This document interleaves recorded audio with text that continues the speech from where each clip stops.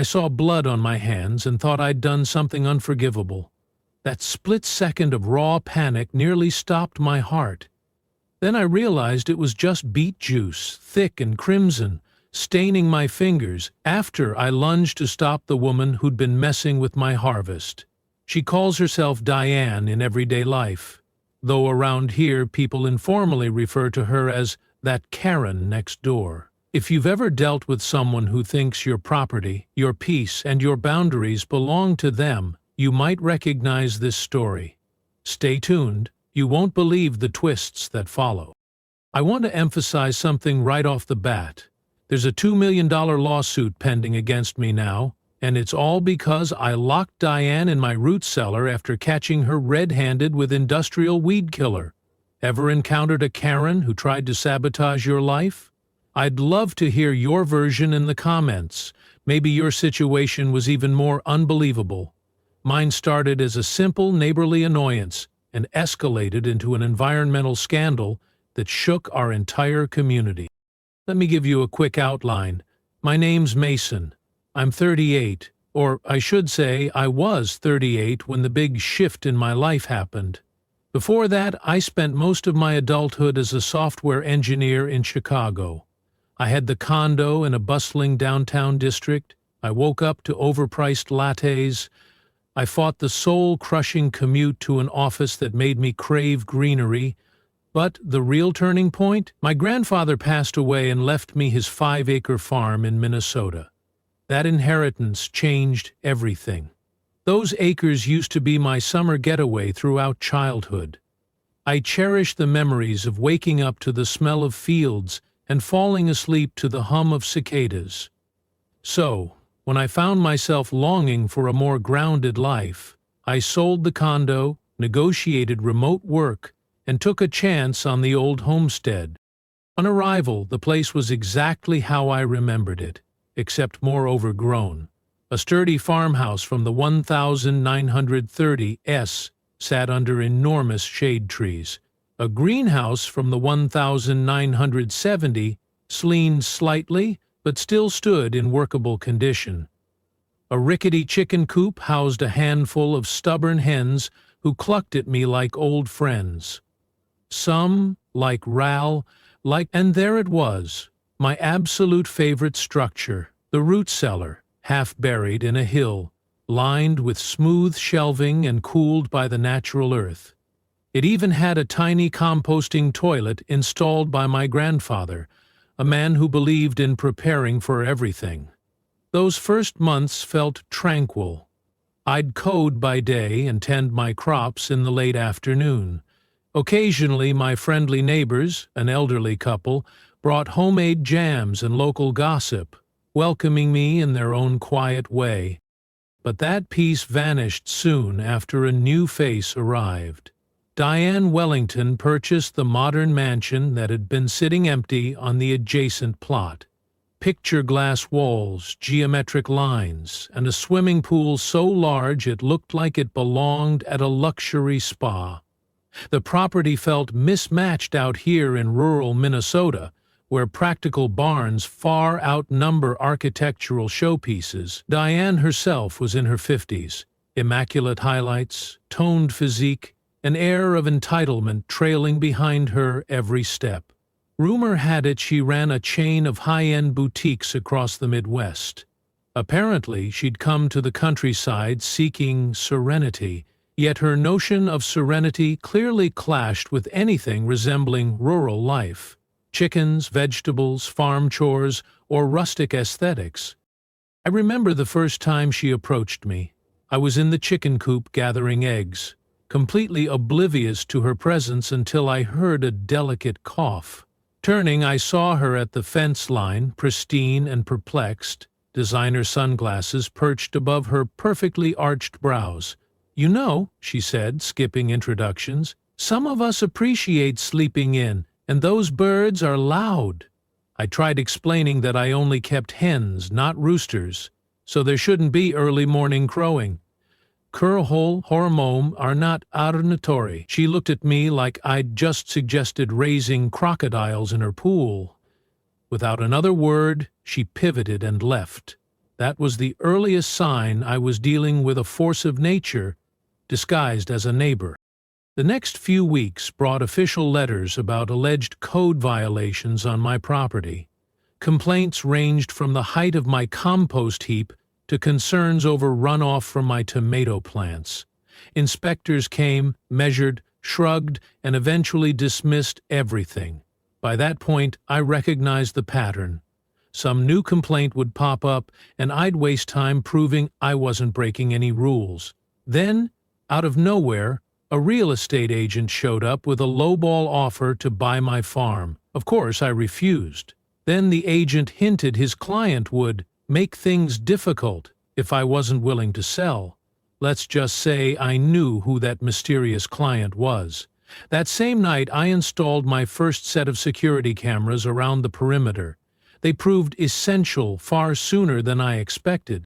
One evening, while going through camera footage, I noticed a figure lurking by the chicken coop.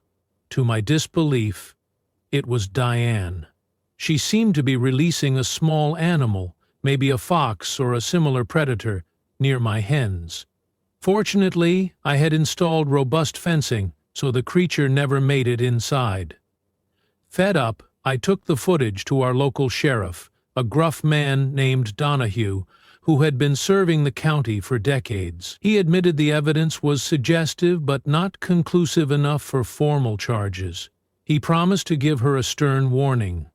Instead of stopping, though, Diane escalated. Garden hoses were cut, trash was scattered, strange powders appeared at the boundary of my vegetable beds. Each time I'd document, I'd report, I'd watch the sheriff's squad car pull up her driveway. Then I'd see Diane smirk at me as if I were a pesky fly. Sheriff Donahue was apologetic, but claimed his hands were tied unless I had definitive proof Diane herself performed the acts. That was when I realized I'd need more comprehensive surveillance. I sank some money into extra cameras, including hidden ones around the root cellar, because that was where I stored most of my harvested produce. Just beneath a layer of topsoil, I'd discovered a wealth of heirloom seeds from old family stock. My summer had been devoted to growing those unique vegetables, and losing them to sabotage would be devastating. That root cellar was more than just a hole in the ground. It symbolized my family's legacy.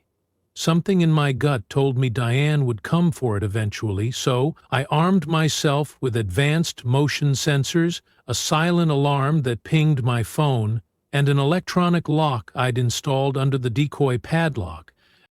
As fall approached, Diane's tactics shifted from petty vandalism to rumor-mongering. Suddenly, the local rumor mill buzzed with gossip that I was growing illegal substances in that cellar. The chatter reached the sheriff's ears, and I soon found him at my door, hat in hand, half embarrassed to say he had to check. Naturally, it was just crates of beets, carrots, potatoes, and some pickled goods. He left, muttering apologies. I felt humiliated, but there was no real harm done. Still, it fueled Diane's narrative.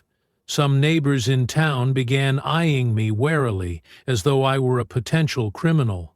Meanwhile, I pressed on, resolved not to be driven away. Then came the night everything changed. I was in the middle of debugging some code for a client when my phone buzzed. The silent alarm from the root cellar indicated motion after hours. My heart pounded. Turning on the feed, I saw Diane, a heavy canvas bag slung over her shoulder, fiddling with the old padlock. Within seconds, she had it open. She slipped inside, disappearing briefly from the camera's vantage. Then the overhead light flickered on, revealing her rummaging through the bins and jars I'd lovingly filled. That bag she carried contained a jug labeled Weed Killer, Industrial Strength. My pulse went from anxious to furious in a snap. All I could think about were those months of dedication, my grandfather's seeds nurtured into vibrant produce, each piece grown with care. She was about to spray toxic chemicals all over them. One finger hovered over the phone screen. That single tap would lock the electronic mechanism. Part of me hesitated. Was this too extreme? Locking someone in felt like crossing a line, but after everything she'd done, the sabotage, the intimidation, the false allegations, I resolved to protect my property. I tapped the screen. Through the audio feed I heard a faint click.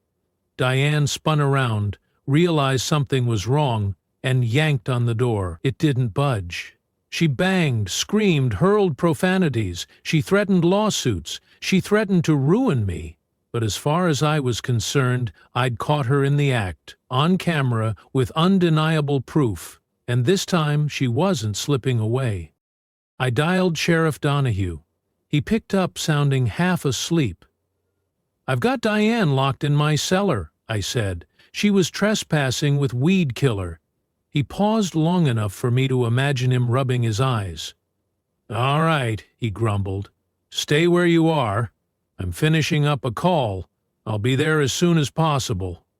He asked if she was safe. I assured him there was light, ventilation, and even a toilet installed decades ago by my resourceful grandfather. The sheriff let out a long sigh and told me not to do anything else confrontational. While waiting, I watched the feed. Diane switched from hysterics to phone calls. I couldn't make out her words, but I guessed she was contacting her husband, Gregory, a high-powered attorney who prided himself on winning big corporate cases. Sure enough, about 20 minutes later, headlights illuminated my yard. A sleek, expensive car pulled up, and Gregory strode out in a tailored suit not designed for Minnesota's chilly autumn nights. He hammered on my door. "Where is my wife?" were his first words. There was no courtesy, no attempt at introductions. I showed him the live feed on my phone, capturing Diane, arms flailing in frustration, the Weed Killer jug placed precariously on a wooden shelf behind her. Gregory's eyes darted over the video, and I watched him shift from smug anger to worried confusion. "You can't imprison someone in a cellar," he threatened. "That's kidnapping." I shrugged, stifling my own trembling nerves. After all, I'd never actually locked another human being in a space before. "She broke in," I said. "I have plenty of evidence, and the sheriff is on his way. If you want to see more footage, come inside."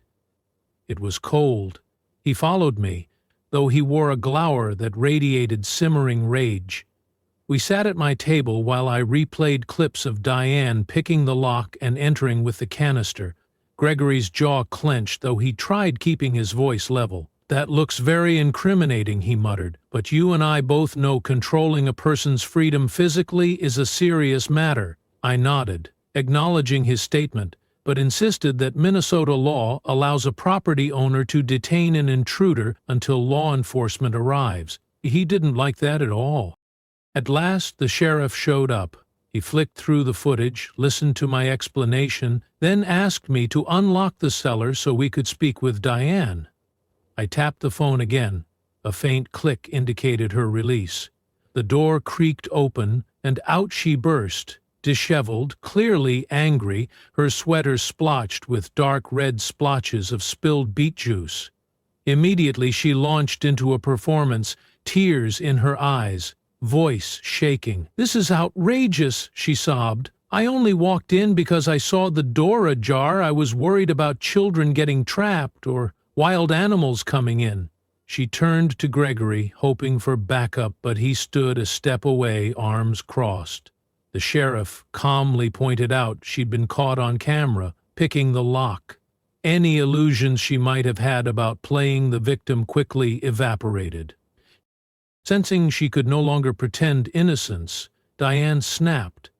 Her tears vanished. Her voice took on an icy edge. "You can't prove that canister had anything illegal," she spat, "and those cameras invade my privacy." The sheriff raised an eyebrow and motioned for me to continue. I showed them a drain in the cellar corner. She had tried to pour out some of the liquid to hide the evidence, but my father had installed a specialized runoff container system years back. Everything she'd poured was safely stored, ready for testing. She glared at me as though I'd masterminded a fiendish trap. Maybe I had, but in this rural realm of petty sabotage and false allegations, precaution seemed sensible. Gregory's expression became even more severe. He quietly asked to speak with Diane alone, but Sheriff Donahue insisted any conversation relevant to the incident happen in his presence. Diane folded her arms, eyes flickering with fury, until she blurted out a cryptic remark. "You have no idea what's really at stake here. Just let me go or you'll regret it." Her husband gave her a warning glance, but it was too late. My curiosity was piqued. "What else have you been hiding?" I asked, though she didn't respond. The sheriff escorted her and Gregory into the living room, where they all examined more camera angles, timestamps, logs of other suspicious activity. Gregory tried disclaimers about how the footage might be taken out of context, but Donahue was unimpressed. Breaking and entering, attempted destruction of property, these are serious charges, the sheriff said. We also have a record of repeated harassment. Mrs. Wellington has some explaining to do. Diane looked ready to burst. Then, with a cornered stare, she snarled, "All right, fine. You want the truth? This land was once part of Wellington Chemicals' disposal site in the 70s. My father's company was supposed to remediate it before selling. They didn't. Your grandfather probably got it for next to nothing because the ground was full of contaminants and nobody told him. If you tested that soil thoroughly, you'd find enough toxic residue to land my family, my father especially, in colossal legal trouble. I wanted you out before you or your so-called environmental friends discovered it." In that moment, everyone went silent. The only sound was the drip of a leaky faucet in the adjacent kitchen sink. Gregory rubbed his temples and muttered that she'd said too much. The sheriff asked her to clarify. She glowered at him but continued. "Yes, the place was used for dumping. So what? It was decades ago, and no one was harmed." I felt the muscles in my chest tighten. My grandfather had farmed this land for years, presumably never realizing he was cultivating produce in ground potentially tainted with harmful chemicals. "That's why you tried driving me away with harassment?" I asked quietly. "Because you were terrified I'd find out about the contamination?" She didn't answer, but the fury on her face told me I'd guessed right. Sheriff Donahue told Diane she was under arrest for trespassing, attempted destruction of property, and any environmental crimes that might arise from further investigation. She spat something about false imprisonment, claiming I'd kidnapped her, but Donahue pointed out that I'd used legal means to contain a trespasser. Gregory demanded to speak with a judge immediately, yet the sheriff calmly led Diane outside to his squad car, reading her rights along the way. She hissed at me over her shoulder, vowing I'd regret not just selling when I'd had the chance. After the patrol car left, Gregory lingered in the yard, looking older by the minute. "I can't believe she's done this," he murmured. "I truly didn't know." I wasn't sure if I believed him, but the fear and exhaustion on his face seemed genuine.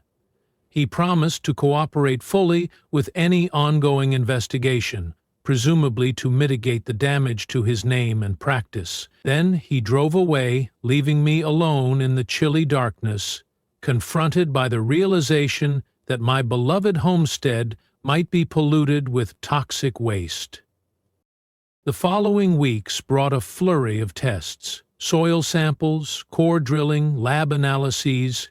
I got in touch with an environmental consultant named Olivia, who arrived with a small team to map out hotspots of contamination. It turned out large sections of the property had moderate to severe contamination. The root cellar area showed some of the worst results, presumably from barrels or drums that had been left there decades ago, leaching into the ground. The possibility of having consumed produce laced with chemicals horrified me. Even more distressing was the thought that my grandfather might have unknowingly farmed on tainted ground for years. The county got involved. The state environmental agency arrived with its own specialists, and soon national news took interest. People love a good David versus Goliath story, a lone man inheriting farmland only to discover corporate negligence hidden underneath the soil. Meanwhile, Diane posted bail. As the investigation deepened, more evidence emerged. Old memos, logs from the defunct Wellington Chemical, statements from ex-employees who'd suspected illegal dumping but had remained silent out of fear. It started to look like half the county's farmland might have been compromised. Lawsuits began piling up against the new corporate successor of Wellington Chemical. People from neighboring properties, some with suspicious health problems, demanded justice. Over that period, I had to weigh the possibility of leaving the farm. The land felt like a beloved friend who'd kept a deadly secret. Some local folks told me to sell and move on. The cleanup would be too massive, too expensive. However, the newly formed legal team representing the victims argued that the responsible corporation would have to fund comprehensive remediation. Olivia urged me to wait, saying this was exactly the type of situation in which advanced technology could help restore the ground. She was determined, methodical, and encouraging, a combination I desperately needed.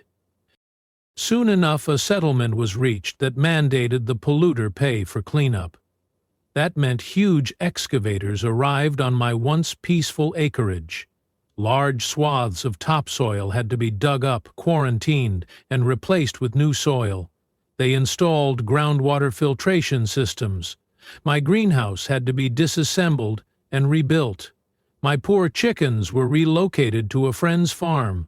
The sweet, reassuring sight of my root cellar vanished, replaced by a hole filled with hazmat-suited workers hauling away toxic remnants. For months, I lived in a small rental in town, driving out to watch the restoration process whenever I could. I'd stand at the edge of all the churned dirt, remembering how I'd walked the same paths in childhood. Every now and then, I'd find tears in my eyes, mourning the contamination of my family's legacy. At the same time, updates trickled in about Diane's ongoing legal battles. She faced charges ranging from environmental violations to attempted vandalism. Her arrogance turned to desperation. The media latched onto her story, a wealthy woman who relocated to the countryside only to sabotage an innocent farmer's produce while covering up a decades-old corporate crime. The trial was sensational. Gregory tried to salvage her defense, but the evidence, including her own recorded confession, was damning. When the judge finally delivered a guilty verdict, sentencing her to several years in federal prison and imposing hefty fines, a wave of relief spread across the community. That relief, though, carried an undercurrent of sadness. It was tragic to see someone choose malicious acts out of fear of being exposed. Diane had caused so much turmoil, but even so, there was an emptiness in seeing her led away in handcuffs. As for me, I pressed forward, focusing on the cleanup and the hope that my land could bloom again. With Olivia's help, I turned the ordeal into a learning opportunity. We documented each phase of the decontamination effort, planning to share our experience with others facing similar battles. Over time, once the heavy machinery completed its work and the scientists cleared certain segments of soil, new growth began to sprout. I built raised beds with carefully tested topsoil, grew vegetables that thrived without fear of chemical infiltration, and discovered that broken land can heal, given proper care and resources. 2 years after that fateful night when I locked Diane in the cellar, life looked very different. The farmland was on its way to full recovery, the root cellar was rebuilt. I installed an interactive display inside, highlighting the steps of environmental remediation. School groups started visiting, learning about how important it is to safeguard the earth beneath our feet. Olivia and I, now partners in both work and life, decided to develop an education center on the property. We wanted to teach sustainable farming methods, remedial science, and the necessity of corporate accountability. It felt like a far cry from my old condo days in Chicago, but I couldn't have been happier. Word spread that the old Redfield farm wasn't just back in business, it was leading the region in innovative approaches to land restoration. Journalists arrived, curious to see the place once labeled toxic. We shared how adversity drove us to find solutions rather than run away. Meanwhile, Gregory, who had quietly divorced Diane and changed his surname back to the one he'd had before their marriage, wrote a letter apologizing for her actions and acknowledging he'd been blind to her schemes. He also donated to local environmental groups, possibly to atone for the damage she'd done. One fall evening, as I strolled across the newly planted fields with a gentle breeze brushing my face, I remembered the panic of that earlier autumn, the rage of seeing Diane with that canister, the confusion in discovering the property was tainted. Now the air smelled clean, the night sky looked vast and bright, and the farmland felt at peace. My footsteps carried me to the rebuilt cellar entrance. Inside, rows of healthy produce lined the shelves. Where once I'd stood trembling at the thought of locking someone in, I now stood feeling only gratitude that those tumultuous events had eventually brought healing. Out of everything, I'd learned one vital lesson. Some truths remain buried until the right circumstances force them into the open. Diane's reckless attempt to poison my crops made me uncover the real poison lying beneath the surface all along. Without her intrusions, the contamination might have remained hidden for years more. Strange as it sounds, her hostility inadvertently saved the property from a far worse fate in the future. That doesn't mean I sympathize with her choices.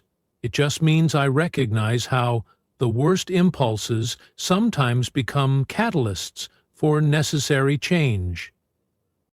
If you've stayed with me through this story, I suspect you have a Karen incident of your own, or at least a strong opinion about environmental responsibility. Feel free to share your thoughts in the comments. Let's build a space where we can talk about neighborhood conflicts and also bigger corporate accountability issues. And if you appreciate how this turned out, please consider subscribing, liking, or sharing this video with someone who might find strength in these lessons. No matter the magnitude of injustice you face, justice can be pursued, land can be healed, and no individual or corporation is beyond the reach of collective action. Looking back, the night I locked Diane in the cellar was a defining moment.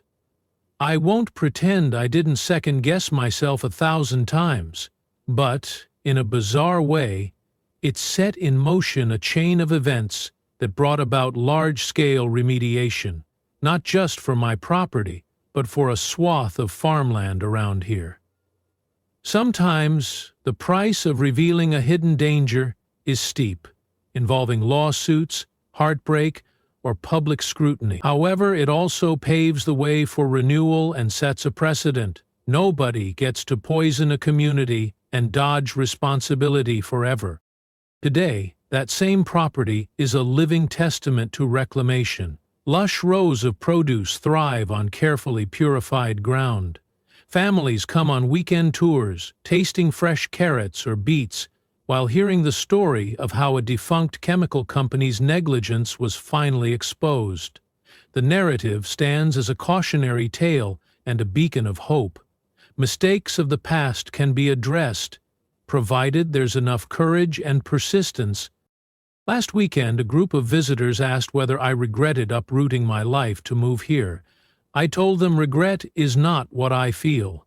It's humbling to realize how thin the line can be between peace and conflict, how quickly neighborly tensions can escalate, or how easily secrets can fester beneath the earth. Even so, I'd rather endure the chaos that unearths a hidden truth than live in ignorant bliss. My farm is living proof that the land itself can become healthier, that communities can come together, that adversity can unite rather than fracture. As I wrap up this video, I'd encourage anyone facing a seemingly insurmountable problem to seek the help of experts. Search for allies among neighbors. Document everything meticulously. Whether your personal Karen is simply complaining about your porch lights or engaged in something far more sinister, stand up for what's right while staying within the law. And if you suspect environmental hazards, don't turn a blind eye. Your vigilance could protect generations to come.